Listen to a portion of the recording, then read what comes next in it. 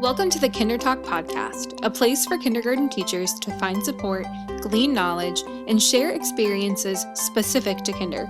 I'm Natalie, a kinder teacher turned kinder teacher supporter, and I can't wait to dive into the unique world of kindergarten together.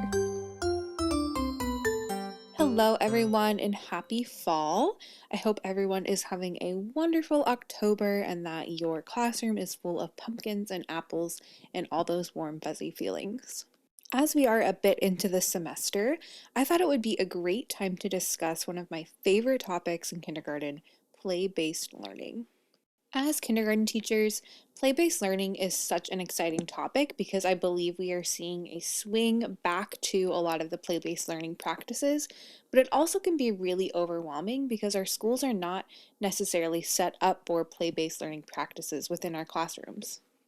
Play-based learning has a space in every kindergarten classroom, whether you have a specific time for dramatic play and cooperative play, or you don't necessarily have any time at all, but you're looking to add some playful practices, there is a play-based learning activity for you.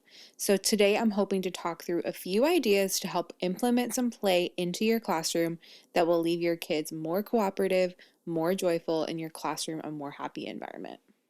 There's a wide range of play-based learning in the continuum. It ranges from free play all the way to educator-directed learning games activities.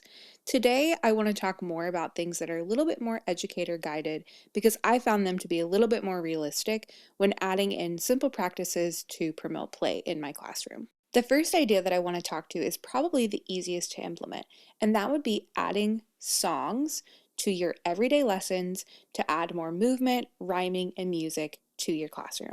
Now, this doesn't necessarily mean just putting on a brain break video and walking away. For it to be play-based, your song needs to somehow match the content, and it needs to be an interactive activity that your students can do while singing and learning new content.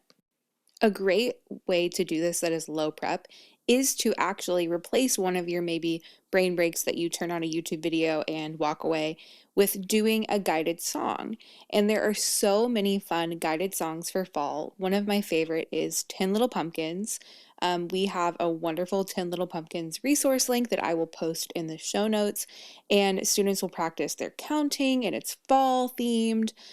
Using a guided song like 10 Little Pumpkins or something similar is a great way to build your classroom community.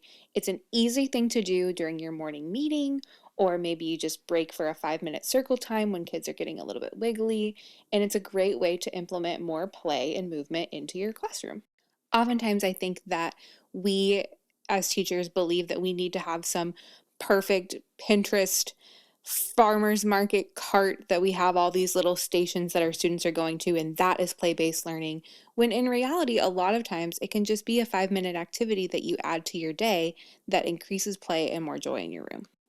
So our second idea when it comes to adding a little bit of play into your classroom would be using manipulatives within reading. As the school year continues on and you are getting a little bit into reading comprehension and identifying story elements, a great way to push the rigor on your students would be to have them do a kindergarten appropriate type reader's theater. After you teach whatever your story you're learning that week or that day, break your students up into groups or have them go back to their tables and print out either masks or story puppets and have each student pretend to be that character and give them about 10 to 15 minutes to act out that story and to bring the story to life.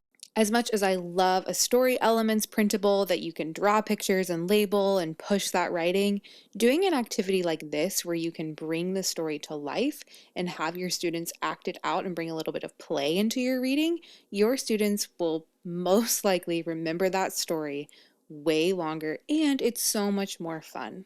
This also serves as a great way to build community within your students by grouping them, having them do something a little bit out of the box, a little bit out of the ordinary, and it naturally brings play into your reading block.